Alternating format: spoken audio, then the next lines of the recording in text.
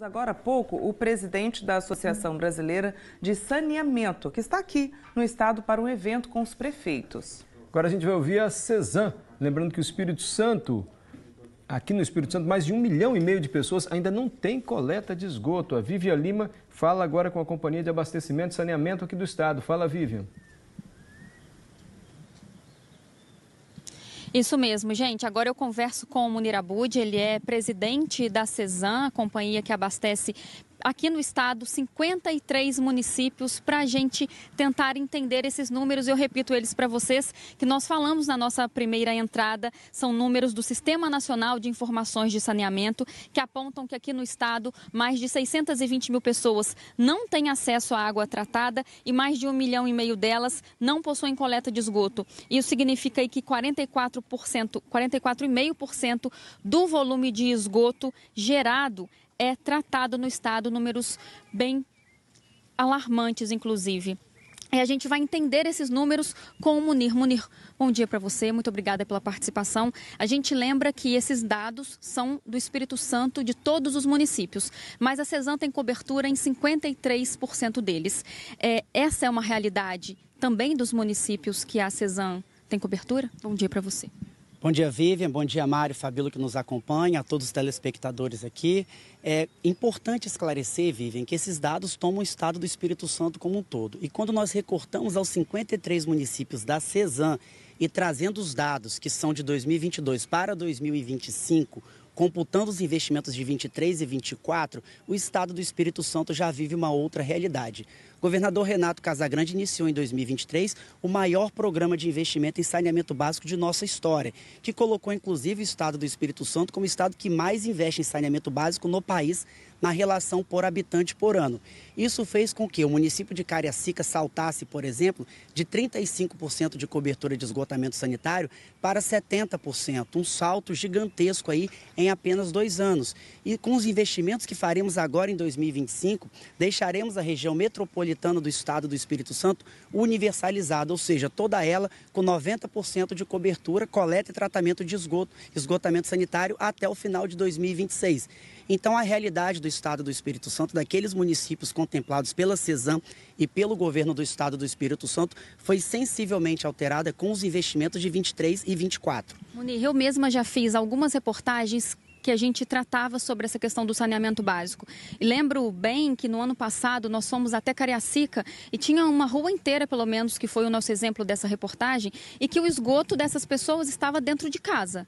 Ou seja, apesar dos números estarem melhores, que você apresentou aqui, diferente desses que nós temos, a situação ainda para essa pessoa que vive com esgoto dentro de casa é alarmante, né? É alarmante, esses problemas estão com os dias contados. Os avanços da universalização vão solucionar de uma vez por todas os problemas de falta de saneamento básico. Agora é importante destacar que somente na região metropolitana nós temos aproximadamente 25 mil imóveis que poderiam estar conectados na rede de esgoto, mas estão com suas ligações irregulares. Exatamente por isso ontem nós assinamos um termo de cooperação com o Ministério Público do Estado do Espírito Santo para que possamos começar um trabalho de educação, de conscientização, para que essas pessoas façam a devida ligação na rede. Afinal, o investimento foi feito, a rede está disponível e só falta do cidadão ter a sua consciência de fazer a ligação. Esse acordo com o Ministério Público, de fato, vai ser como? Essas pessoas que forem flagradas, que tiverem no registro essa ligação irregular, o que pode acontecer com elas? Essa ligação irregular é, inclusive, crime, passível de ação penal, mas o Ministério Público vai iniciar um trabalho de educação, de conscientização, junto das prefeituras, inclusive. É importante a participação dos prefeitos capixabas para que possamos educar as pessoas, que elas entendam a importância de fazer a ligação regular do esgoto. E aí, sim, se ao final desse processo a pessoa, o cidadão, insistir no erro, será judicializado, terão consequências legais. O que você, enquanto presidente da Cezan, enxerga de maior desafio que vocês enfrentam para que esses números sejam melhores e a água tratada e o esgoto seja direito, e como é direito da população de forma geral? Continuar investindo, né? Que todo governo tenha consciência de que investir na política de saneamento básico é prioritário. O direcionamento do orçamento público, como fez o governador Renato Casagrande nos últimos anos, é fundamental para que possamos transformar a realidade do nosso estado. Isso vem sendo feito de maneira muito clara quando observamos os dados de 22 com o de 25, a evolução que nós conseguimos alcançar nesse período. Munir, a gente tem uma pergunta que vem lá do estúdio agora. Sim, Vivian, ontem nós mostramos, aliás, a gente mostra aqui de forma recorrente os vazamentos de água. Só ontem nós mostramos aqui no WhatsApp o que nós conseguimos ver, 2 vazamentos na Serra. E agora eu estava procurando a mensagem aqui de uma senhora que mandou também, agora há pouco, vazamento de água tratada também, lá em Jardim da Penha, desde sábado. Não consegui achar o vídeo dela aqui agora, mas eu quero perguntar isso também para o presidente da CESAM, Munir, o que a CESAM está fazendo, né? Porque pelos números são mais de 650 mil pessoas sem água tratada também aqui no estado. Enquanto isso, tanta água indo embora. O que a CESAM está fazendo também para diminuir essa perda dessa forma? E o que está acontecendo, né? De tanto vazamento recorrente chegando aqui. Vamos lá. Perfeito, vamos lá, Fabiola. Importante destacar que as redes da CESAM estão envelhecidas ao longo de mais de 50 anos de idade. Iniciamos a substituição dessas redes utilizando métodos não destrutivos, com tecnologias robotizadas, e aos poucos estamos reconstruindo a região metropolitana de dentro para fora, evitando causar dano na pavimentação asfáltica. Então, a ocorrência de vazamentos reduziu substancialmente. Os 2 vazamentos identificados ontem, no programa de ontem, foram corrigidos de imediato. A nossa equipe foi até o local e solucionou o problema. E é claro que vazamentos acabam acontecendo até que haja a substituição e modernização da rede como um todo. Estamos fazendo esse trabalho de substituição, de investimento, para que esses problemas possam encontrar o seu fim. Munir, tem uma previsão, por exemplo, de quando essa tubulação toda deve ser trocada, já que, como você mesmo apresentou, é uma tubulação aí de mais de 50 anos?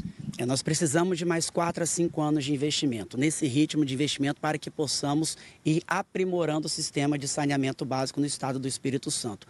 Ponto relevante é que, quando nós computamos o número de pessoas sem acesso à água tratada nos dados do SNIS, a nossa região metropolitana, por exemplo, e todos os municípios atendidos pela CESAM, possuem já o serviço de abastecimento de água universalizado, ou seja, mais de 99% da população tem acesso à água tratada. Então essa não é uma realidade dos municípios contemplados pela CESAM e pelo governo do estado do Espírito Santo. Perfeito. Munir, muito obrigado. O Munir é presidente da CESAM e nós acabamos de falar aqui então sobre os números de saneamento básico aqui no estado. Lembrando que a CESAM tem abrangência em 53 municípios e hoje à tarde acontece um evento para discutir de fato o saneamento básico e a água tratada em todo o estado. Esse evento acontece hoje à tarde na Associação de Municípios aqui do Espírito Santo. Mário e Fabiola, volto com vocês.